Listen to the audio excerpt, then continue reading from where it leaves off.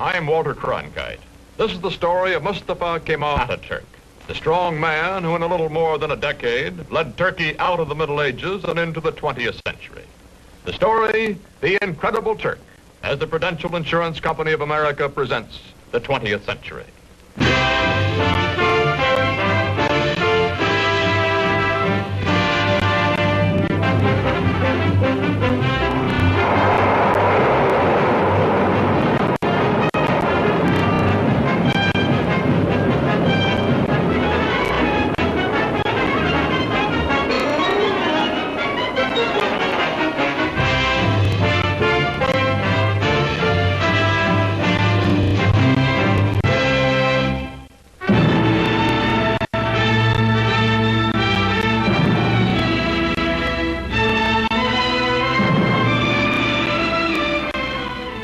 In the Middle East today, chaotic, vulnerable to Soviet expansion, Turkey, modern, powerful, and a rarity in this area, pro-Western, is prepared to defend herself against any aggressor.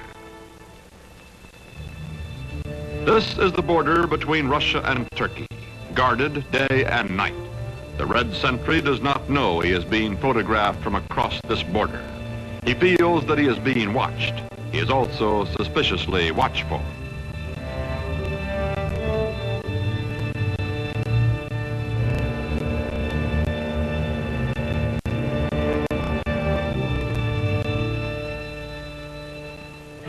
Today, Turkish cavalry defends the broken, desolate terrain at the edge of Asia Minor. These cavalry squadrons are part of the strongest fighting force in the Middle East, the Army of Turkey, a democratic-minded member of NATO, military partner of the United States.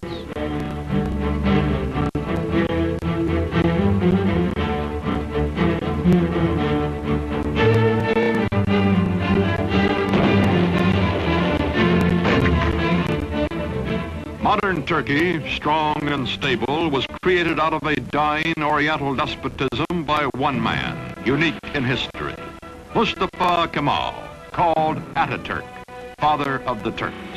In a moment, this story, The Incredible Turk. By 1900, the Ottoman Empire, land of many races and religions, has lost her ancient tolerances and her world position, is reduced from medieval splendor to medieval squalor. Ruled by inept autocrats, ruined by foreign wars and exploited by foreigners, the people are sunk in poverty, lost in lethargy, mostly illiterate. The Turkish Empire continues to exist only because the European nations cannot agree among themselves to dismember her.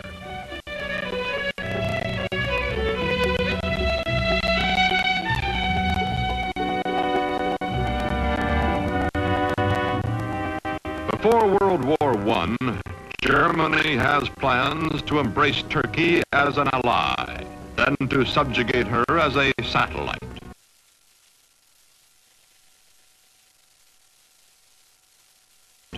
To visit the sick man of Europe, as Turkey is called, comes the German Emperor himself, Kaiser Wilhelm II. He is received with more than ceremony. His glowing promises, such as the Berlin to Baghdad Railroad, are believed by the Sultan and his government, and even by the nationalist-minded young Turks. When war comes, Turkey will waver between her old friend Britain, allied with her hereditary enemy Russia, and her new friend Germany. On October 29, 1914, Turkey takes into war, on the Kaiser's side, her obsolescent army.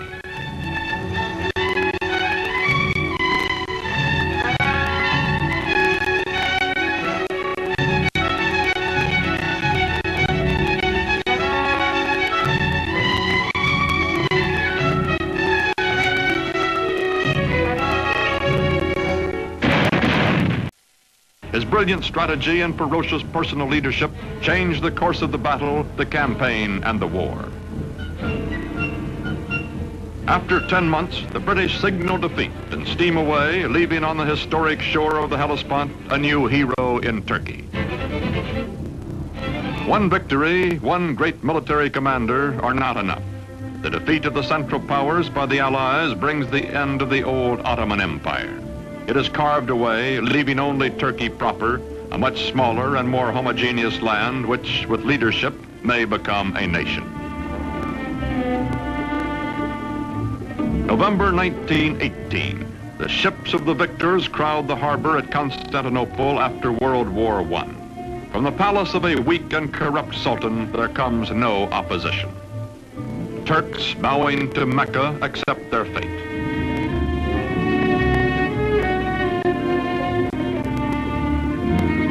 From France and from Great Britain, occupation troops disembark to take over the ancient capital.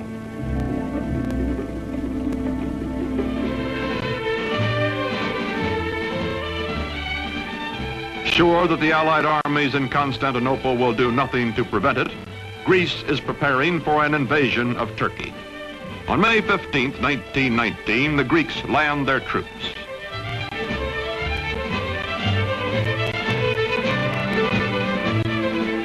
In Ankara, in the heart of Turkey, Mustafa Kemal organizes the Turkish liberation movement, takes command of the Free Turkish Army.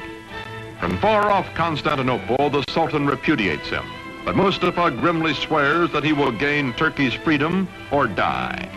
No other general equals this man, and the Turkish soldiers need only to be led to fight. They are traditionally warriors.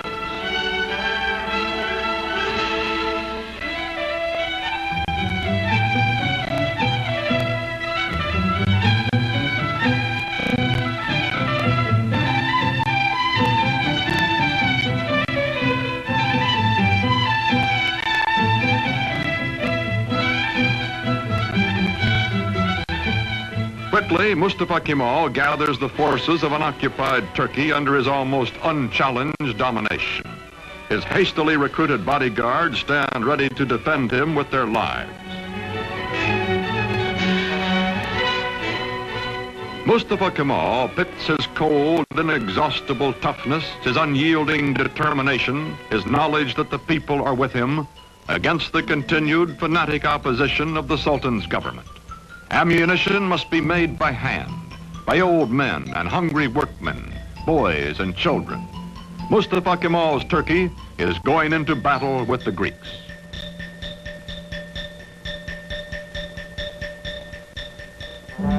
The war with the Greeks lasts 3 years, from 1919 to 1922.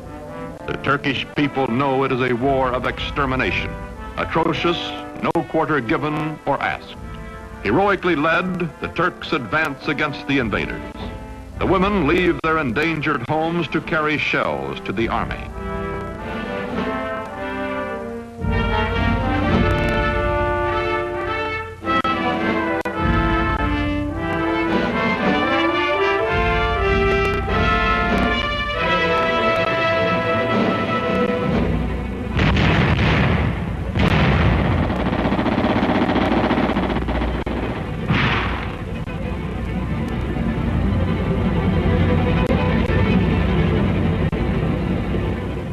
September 1922, the Greeks are driven back to the Aegean Sea. Offshore, Allied rescue ships stand by. Into the seaport of Smyrna, called Izmir by the Turks, pour thousands of Greeks, joined by sympathetic Christian minorities, fleeing before the armies of the man whom the British call the most terrible of all the terrible Turks. From the ships, bread comes to the docks for the desperate refugees. Bread so that they may live another day.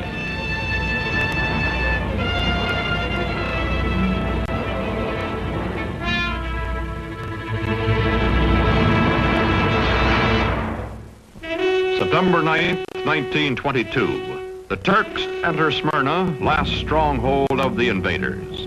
They take vengeance against the Greeks for whole Turkish villages wiped out, for their kinsmen massacred. The burning of Smyrna, the final atrocity that both the Greeks and the Turks disavow, and as the flames destroy the great Homeric city.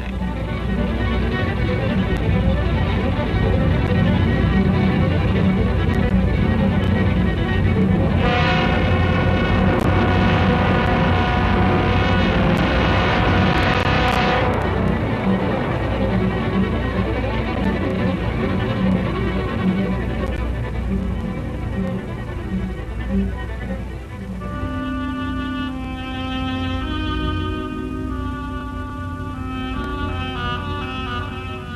and crescent fly over liberated Turkey. Mustafa Kemal Pasha, married to a woman of Smyrna who personifies his ideal of Western freedom for all Turkish women, is chief of state and supreme commander of the army. With the winning of the war, he removes his uniform, never to wear it again. He is now granted dictatorial powers by the elected National Assembly. In Constantinople, to be officially renamed Istanbul, the foreign occupation troops are evacuated. In the fall of 1922, Sultan Mohammed VI, whose family has reigned for 7 centuries, fears for his life and goes into exile as crowds cheer his going. Mustafa Kemal's victorious army enters Istanbul.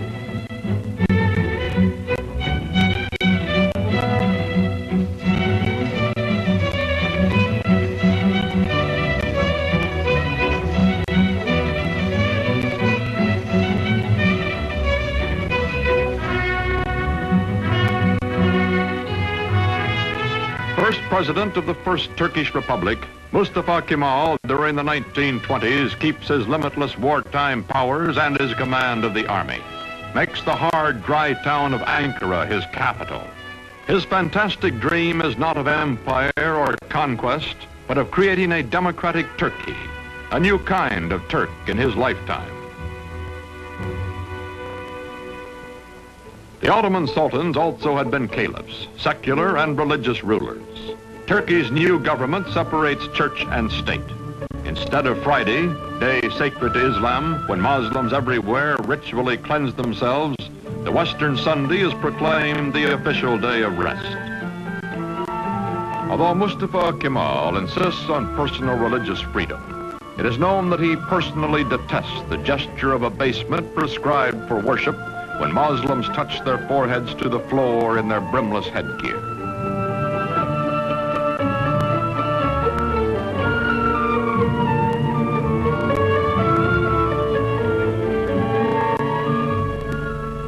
To Kemal, this headgear, the fez, symbolizes Turkey's Oriental fatalism and ignorance. He will abolish it.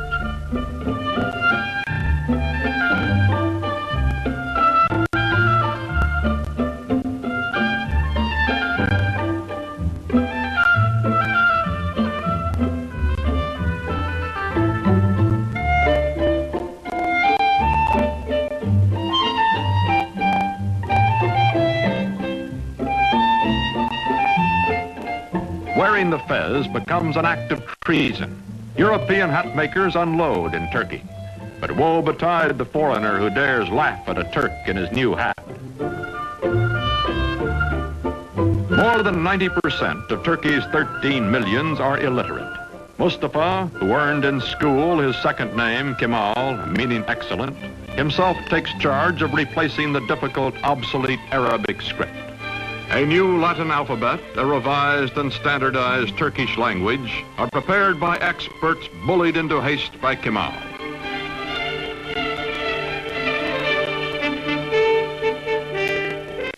To make a modern nation capable of government by the people, all Turkey must be sent to school.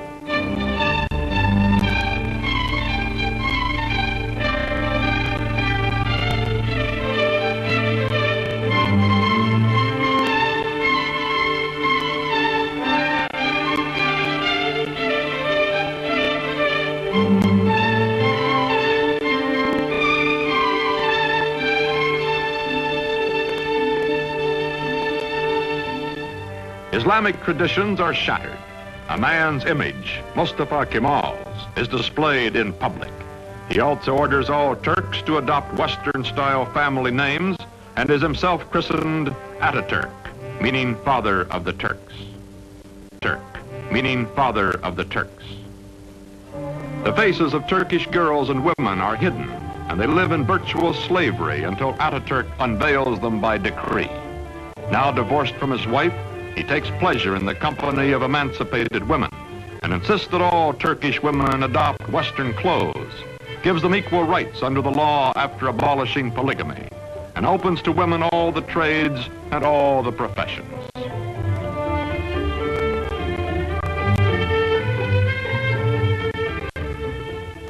Ataturk, who has eaten the black bread of poverty and lived in the front lines of war, acquires the trappings of power. His proud, fiercely disciplined bearing, which annoyed his superior officers years before, does not change now that he acknowledges no superiors. The men around him treat him as emperors and primitive chieftains and modern dictators are treated. Flatter and yes him, seek the smallest of privileges, such as lighting his cigarette.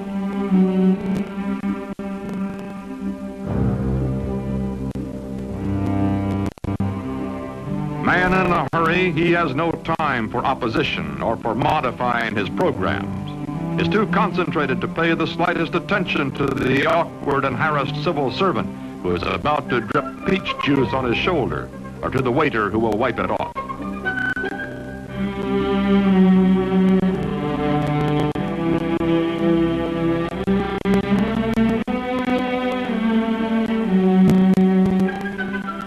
Although gossip is rife of his spare time affairs with women, of private drunken orgies, by which Ataturk relieves long periods of relentless labor, this monarch in mufti never loses his public dignity, even at play. He is adored, also respected, also hated and feared and ruthless in dealing with those who oppose him. Now he goes into the countryside, to remote villages, to archaic farms, to rouse the lethargic and primitive peasants. His credo, Turk, be proud, work, be confident.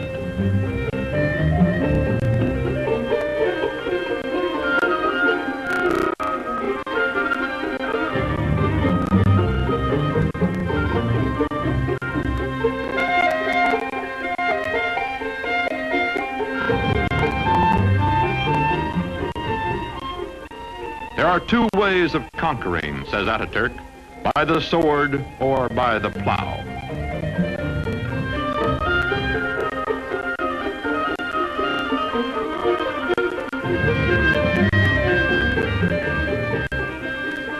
To show his phlegmatic peasants what he wants, he buys land, demonstrates the advantages of tractors.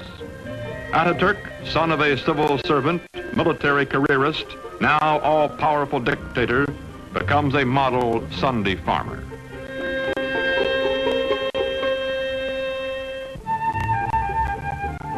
The world is anxious to restore good diplomatic relations with Turkey. From the United States comes Ambassador Joseph Clark Grew.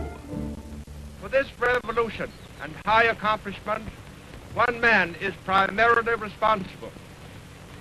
The name of Gazi Mustafa Kemal will forever be associated with the development, founding of the new modern Turkish state, and will forever be inscribed indelibly upon the rolls of history.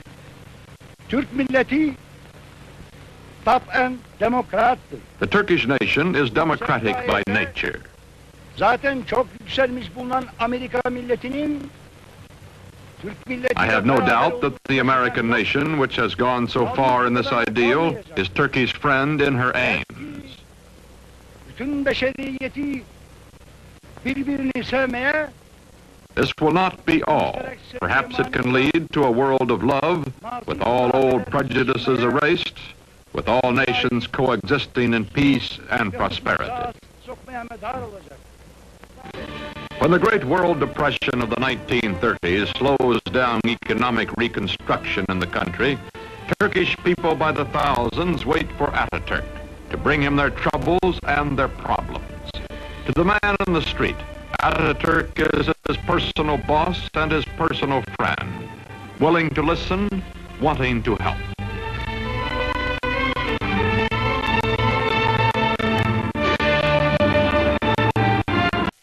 Construction in the country, Turkish people by the thousands wait for Ataturk to bring him their troubles and their problems. To the man in the street, Ataturk is his personal boss and his personal friend, willing to listen, wanting to help.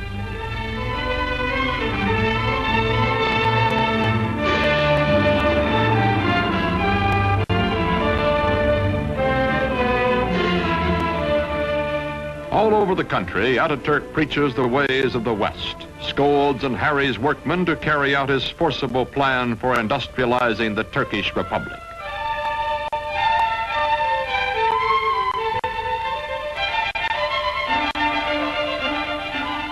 Turkey begins to move into the 20th century, builds dams, mills, factories. The tempo is fantastic. Industrial production under Ataturk increases tenfold. Still, there are growing pains, a poorly designed and poorly run heavy industry operating at a loss, profitable light industry deliberately run at an excessive profit to cover the deficit. Turkey's textile mills being a notable example.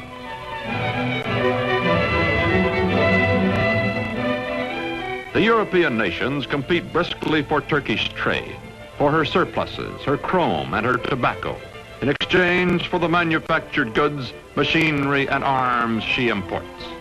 Turkey's foreign relations are excellent, but war is in the offing.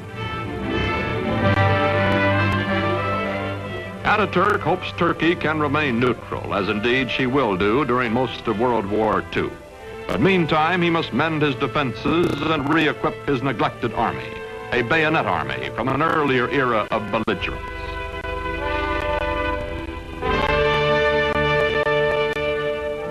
Turkey's dictator has said, Hitler will lead a dynamic nation to destruction by whipping its passions, and Mussolini will play Caesar. Time is proving him right. Aging now, Ataturk gives his personal fortune to the nation, lives quietly, spends time teaching the youngest of his 6 adopted daughters the alphabet he made all Turkey learn.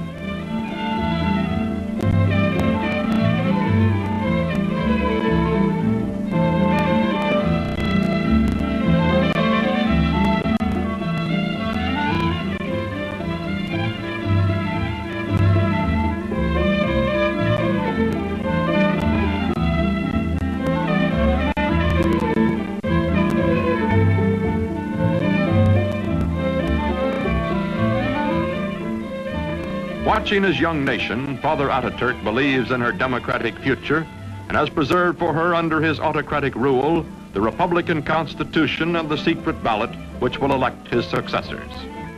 His severest Western critic grudgingly admits, Ataturk is dictator so that Turkey may never again have a dictator. The Shah of Iran is among the neighboring rulers who come to admire Ataturk's prospering progressive nation. The Emir of Transjordan comes. The Arab world is impressed by Turkey, but later when nationalism develops throughout Islam, none of its leaders will have Ataturk's genius or his convictions.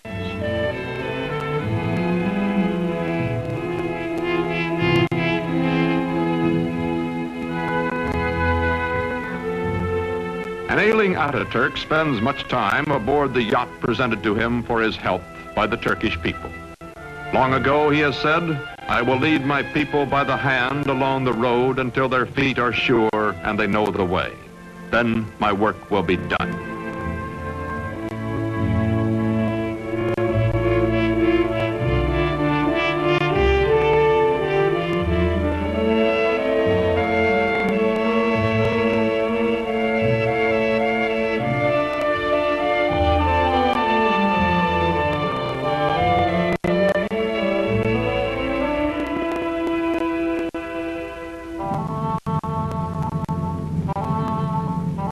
On November 10th, 1938, Ataturk dies at the age of 58.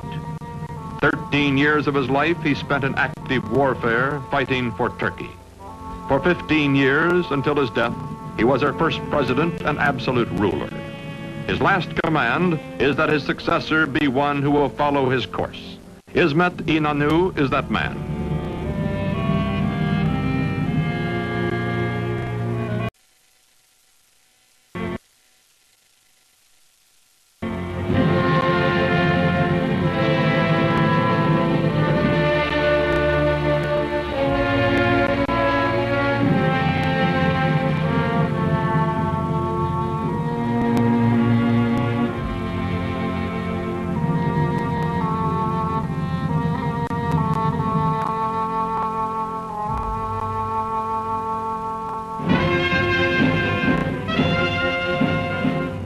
Today, this mausoleum is a shrine for his people, who well and truly mourned for Ataturk. Marching past in fighting trim, the soldiers of Turkey are the sons of the ragged forces who followed him to fight for Turkish independence 40 years ago.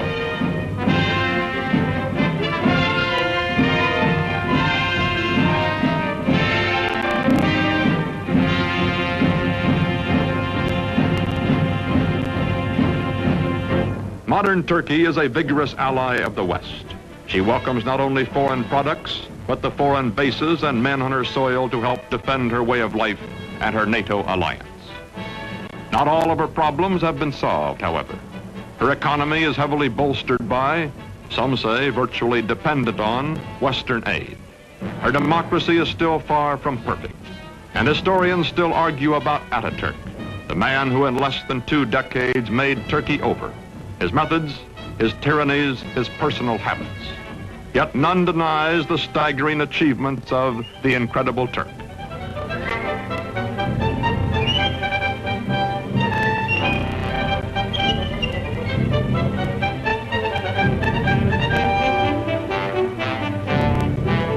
These, our allies, guarding the gates to the east, are the inheritors, the children of Mustafa Kemal Atatürk.